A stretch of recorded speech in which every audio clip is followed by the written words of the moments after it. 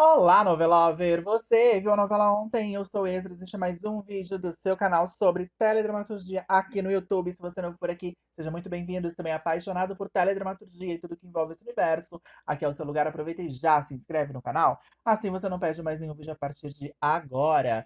Porque hoje eu vou contar para vocês quais foram as minhas impressões finais de Vai na Fé. É daqui a pouquinho depois da vinheta, não sai daí.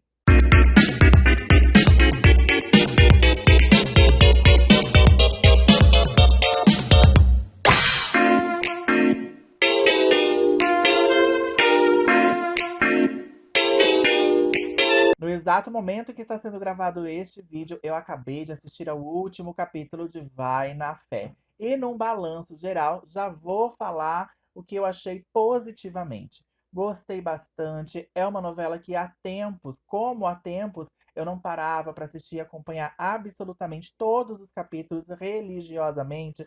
Quando eu atrasava um pouquinho, deixava acumular na semana e via tudo no sábado. Enfim, foi um acerto da Rosane Svartman com a sua equipe. A novela foi saborosa, foi leve, gostosa, mas como é muito difícil realizar um produto de audiovisual como uma novela que seja perfeito, é óbvio que Vai na Fé teve alguns defeitinhos, alguns percalços ali no seu caminho. Então, hoje eu vou falar dos pontos negativos. Eu vou focar mais nos pontos negativos para que no final vocês saibam que sim, eu gostei bastante. Eu vou dar minha nota final lá no finalzinho deste vídeo. Então, quais foram, afinal, os pontos negativos dessa novela tão elogiada, tão aclamada, tão comentada dentro e fora das redes sociais? Muita gente gostou, inclusive eu, mas eu também sou um crítico voraz, um crítico muito cri-cri e exigente. Então, eu não vou fechar os olhos para as coisas que realmente poderiam ter sido diferentes, que eu acho que não precisariam ter sido daquela forma. Se fosse de uma outra forma, teria sido muito mais agradável, teria sido ó, top 10. Bom, o primeiro ponto negativo, então, para mim, é o tal do Lui Lorenzo, que parece que fez muito sucesso, né? Muita gente gostou, muita gente adorou o personagem do José Loreto, embora muitas pessoas tenham ranço dele. Eu estou incluso aí em alguns momentos, porque o José Loreto não é um ator que me encha os olhos, já tive a minha fase de gostar muito dele, mas passou depois de alguns acontecimentos aí relacionados ao nome dele. Eu acho que ele tá muito no auge, a Globo tá dando muito cartaz para ele. Só que assim, o início era muito interessante, aquele cantor brega, pegador, as músicas chiclete, adoro, achei que as músicas foram um ponto alto ali na trajetória do personagem. Mas, gente, Lui Lorenzo foi a mocinha chata da história. Eu nunca vi um homem tão carente, tão pegajoso, tão inconveniente com todas, com todos os seus pares românticos. Primeiro foi a Sol, ele enchia o saco da Sol, mas aí a gente entendia que era uma desconstrução de um homem machista, de um boy lixo, né? Como tantas vezes ele foi chamado na novela. E aí a gente esperava uma redenção desse homem que acabou vindo entre aspas, né? Quando ele passa por aquela transição de mudança, de ir para Lumiar, de querer largar tudo, eu realmente acreditei que ali fosse um ponto de virada bem interessante para o personagem, que ele fosse amadurecer de fato, mas emocionalmente ele continuou igual. Porque depois que ele se envolveu com a Lumiar, praticamente ele repetiu as mesmas atitudes, os mesmos padrões de boy carente, inconveniente, que não entendia muito as mulheres, o tempo de cada mulher, né? A Lumiar ali dizendo não, que precisava. A sensação que fica é que para você conquistar alguém, você precisa ser insistente, você precisa ser chato. E não é o caso. Eu acho que ser compreensivo, não demonstrar tanta carência, às vezes é muito mais interessante, muito mais atraente do que essa pegação de pé. Então, sinceramente, eu achei, num contexto assim geral, o Lui Lorenzo um personagem muito chato, muito insuportável. Eu torcia bastante para que ele se tornasse um homem admirável, mas para mim foi só um bobão, chorão, mimado, birrento, que queria tudo na hora dele. Se não fosse, ele chorava. Chato, bem chato. E outra coisa que eu não gostei foi esse envolvimento, né, dele com a Lumiar. Eu até achei interessante quando saiu, porque quando eu fiquei sabendo que eles seriam irmãos na novela, eu pensei, bom, eles vão ter cenas, né? São duas estrelas e tal. Só que eles ficaram praticamente a novela inteira sem interagir, sem se encontrarem ali. Aí eu falei, alguma coisa tem. Eu acho que em algum momento bombástico e decisivo eles vão se encontrar e vão contracenar. E o que era bombástico na história era justamente eles não serem irmãos e acabarem tendo esse relacionamento amoroso. Quando eu fiquei sabendo que isso aconteceria, eu pensei, bom, se for bem desenvolvido, vai ser muito legal. Só que eu não acho que teve um desenvolvimento bacana. Eu não curti. Eu achei sem emoção, sabe? Não transmitiu, assim, aquele amor arrebatador que eu tava esperando entre os personagens. Enfim, esse é um dos grandes pontos negativos pra mim de Vai na Fé, que eu acho que poderia ter sido diferente. Segundo ponto negativo, que eu acredito que poderia ter rendido muito mais, principalmente ali no campo da comédia, é a dupla Érica e Anthony Verão. Essa duplinha aí de fofoqueiros, né? Eles ficaram muito na promessa e pra mim não rolou. Eu acho que a Érica, feita pela Letícia Salles, foi um pouco subaproveitada. Ela é uma boa atriz, revelada em Pantanal, já surpreendeu, já ganhou uma vilãzinha ali na novela das sete. Porque não dá, né, pra dizer que a Érica foi uma grande vilã. Ela era mais uma pentelhinha ali, que estava sempre tentando sabotar alguém, que não tinha muitos escrúpulos para conseguir um furo, uma matéria, muito maldosa, muito fofoqueira. Só que para mim faltou alguma coisa. Na reta final, se envolvendo ali com o Theo, até que foi interessante algumas cenas dela. Eu acho que isso poderia ter rendido mais ao longo da trama, mas no geralzão mesmo, eu acho que deixou a desejar.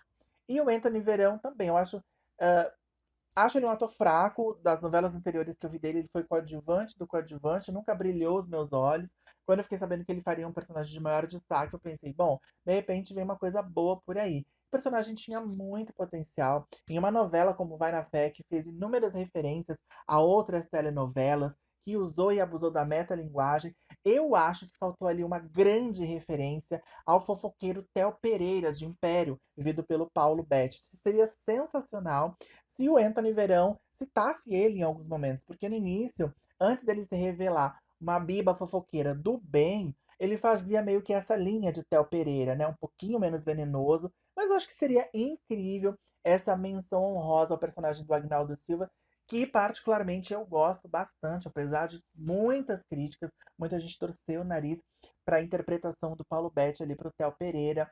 Então eu acho que foi uma sacada que faltou na novela. Nitidamente foi um personagem inspirado no Theo, até porque a companheira do Anthony se chamava Érica, a assistente do Theo em Império também era a Érica, vivida pela Letícia Bircoyer, também Letícia, olha a coincidência, na vida real.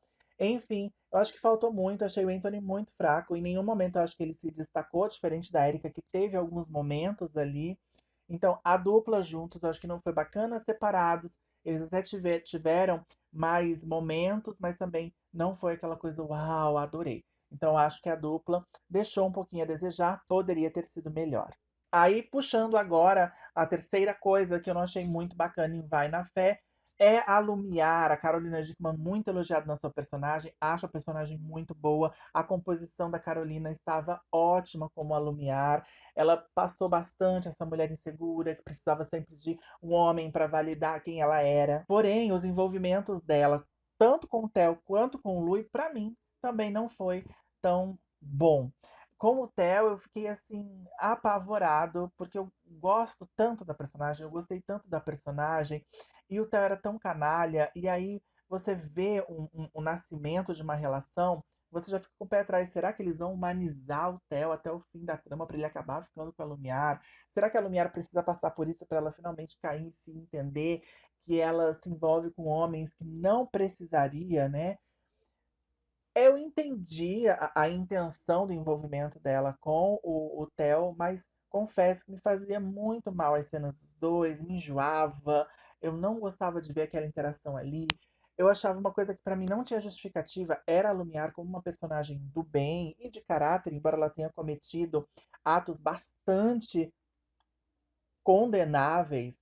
Eu acho que o fato dela ter um caso com o Theo, sabendo que ele era casado com a Clara, uma mulher com quem ela tinha um relacionamento ali de convivência, não era exatamente uma grande amiga, mas ela viveu aquele casamento dos dois, né? Eles se frequentavam, o casal Theo e Clara, com o casal Lumiar e Ben. Então, ela ter se entregado daquela forma pro Theo, cagando pra Clara, eu achei assim, pra mim caiu muito mal, sabe? Muito mal. muito indigesto isso, não curti nem um pouco. Além dela estar envolvida com o grande vilão da história, um abusador, tudo bem, ela não sabia, mas para o telespectador é indigesto. Ainda tinha a questão dele ser casado. Esse papinho que ele jogava, ai, meu casamento está em crise, é uma relação aberta, bababá. Ela caiu porque ela quis, porque ninguém caía naquela conversa ali, gente. Na vida real, ninguém cairia, a não ser que estivesse disposta a cair, né? Então, realmente, essa relação de Lumiar com Theo, eu não gostei nem um pouco. Depois veio a interação dela, né? A relação dela com o Lui, como eu já falei lá no início. Acho que não foi tão emocionante, envolvente, empolgante como eu esperava. Mas o final ali, ela tinha que ficar com alguém, né? Obrigatoriamente. Nós vimos que os dois ficaram juntos, mas o desenrolar, o desenvolver, não me empolgou. Mais uma coisa aqui, gente, que eu tenho que citar, e isso vai ser meio controverso, porque eu gosto de um jeito, mas do jeito que foi feito em Vai na Fé, pra mim, deu no saco. Que foi a cantoria na novela. E eu vou falar especificamente aqui os momentos em que aparecia o Theo cantando. Pra mim foi tudo uma grande desculpa pra botar o Emílio Dantas cantando, porque todo mundo sabe que ele é um ótimo cantor. Ele fez durante anos aí o musical Cazuza, ele encarnava o Cazuza, a voz do Cazuza era perfeito. Depois ele fez uma novela onde ele era um cantor também, né? Segundo o Sol, onde ele viu o Beto Falcão, que não teve esse lado cantor dele, esse lado musical tão explorado, porque era uma coisa mais de axé, Bahia e tal, então não tinha tanto quanto explorar a potência vocal dele. E aí me pegam um vilão escrotíssimo, asquerosíssimo, para fazer aquelas cenas que era para elevar, né, o espírito da gente. Música eleva o espírito, deixa a gente mais calmo, mais tranquilo. Eu amo essas cenas de transição de tempo, onde todos os personagens cantam, onde um canta, um personagem canta e vai mostrando o que está acontecendo na história. Eu adoro, eu acho isso maravilhoso. A Rosane, ela faz muito bem esse tipo de sequência, né? Eu lembro que desde a primeira novela dela com Paulo Raume, Totalmente Demais, tinha isso numa outra forma. Bom sucesso também. E agora em forma de música em Vai na Fé. Em Totalmente Demais, era poesia, né? O Fábio Assunção, o personagem do Fábio Assunção, ele declamava poemas e poesias enquanto ia tendo assim essa transição de tempo, esses personagens vivendo, era lindo. Depois, em Bom Sucesso, tinha o Antônio Fagundes fazendo o Alberto, que ele lia trechos de livros, né? Enquanto a vida acontecia e era super emocionante. E aí, em Vai na Fé, como era uma novela mais musical, tinha a questão da música. Então, nesses momentos onde a Sol com o Ben apareciam cantando, e aí outros personagens cantavam junto, às vezes não. Era uma delícia essas sequências. Mas quando começou a aparecer toda hora o Theo no karaokê com a Lumiar, também porque a Carolina Dickman canta e tem uma vozinha afinada e faziam aquela dupla. E tem uma cena do karaokê que eu adorei. Foi quando o Orfeu, ele pegou o microfone e começou a cantar. Eu gostei de ver que ele tinha uma voz bonita. E aí começou essa sequência de vários personagens cantando. Eu adorei essa cena. Mas a questão do Theo mesmo, aí não suportava o filho, vivia uma relação difícil. Aí começa a cantar com o filho do nada. Outra cena absurda é quando a Sol tava cantando É Preciso Saber Viver já no finalzinho da trama, na reta final. E eles fazem essa junção do Theo cantando também. Gente, sabe? É muito despropositado, sabe? Alguns encaixamentos de cena ali.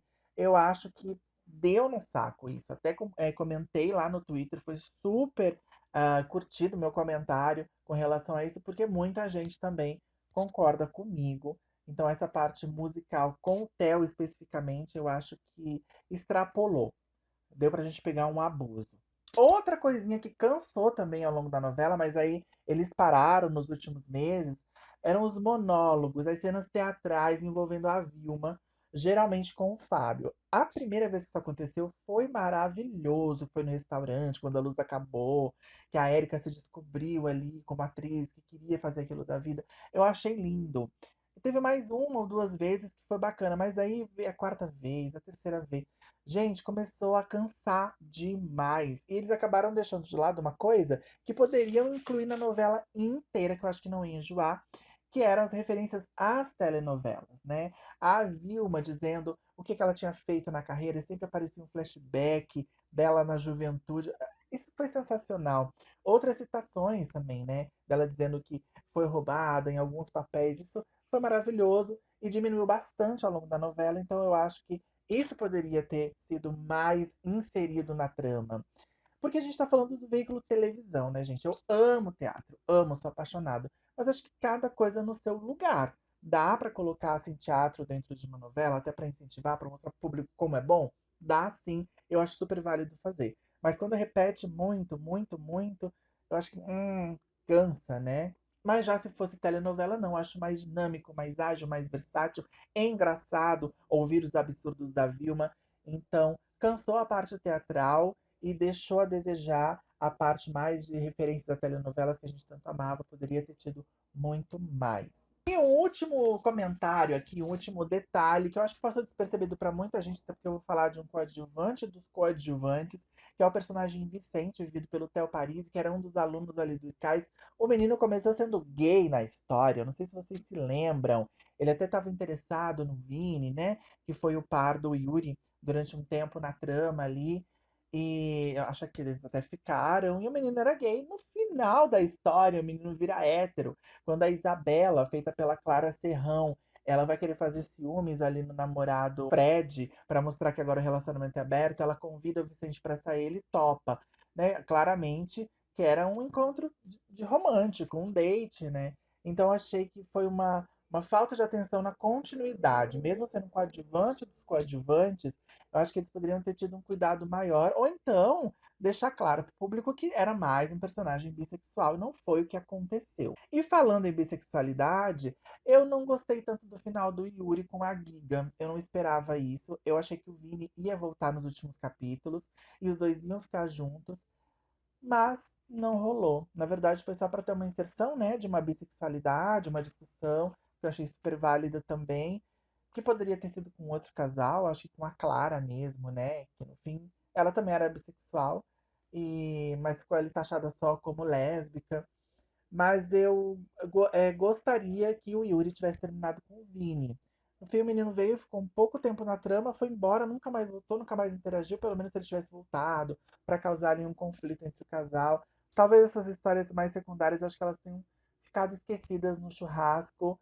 E as pessoas não quiseram desenvolver mais muitos conflitos. Mas, enfim, dito isso, apontado todos esses pontos que eu particularmente achei que foram negativos para a trama, Vai na Fé termina com um saldo pra lá de positivo pra mim. Eu sei que pro mundo também, muita gente gostou, telespectadores corresponderam com a audiência, mas tô falando aqui de mim, tá, gente? Da minha opinião. E se ela combina com a da maioria, ótimo. Mas eu acho que o saldo é super positivo. E a minha nota pra Vai na Fé é 9 por causa desses pontinhos aí. Não deu pra ser perfeita, então não vai ganhar um 10. Me conta nos comentários se você concorda comigo, o que você achou de Vai na Fé, se você acompanhou, se você tá ansioso pra próxima, você acha que a próxima vai fazer sucesso, será que eu faço primeiras impressões de Fuzue? Não sei, vamos ver. Também compartilha, deixa seu like e se inscreve no canal se ainda não for inscrito, muito importante. Me segue nas redes sociais, principalmente no Twitter. Vai lá me seguir no Twitter. E se você quiser contribuir para manter esse canal de pé, para manter viva a memória da teledramaturgia aqui no YouTube, você pode contribuir com qualquer valor no Pix que eu vou deixar passando aqui na tela. E também pode fazer parte do nosso clube de membros. Sim, nós temos um clube de membros que pode ser muito especial para você. E a gente se vê no próximo vídeo. Um beijo, tchau!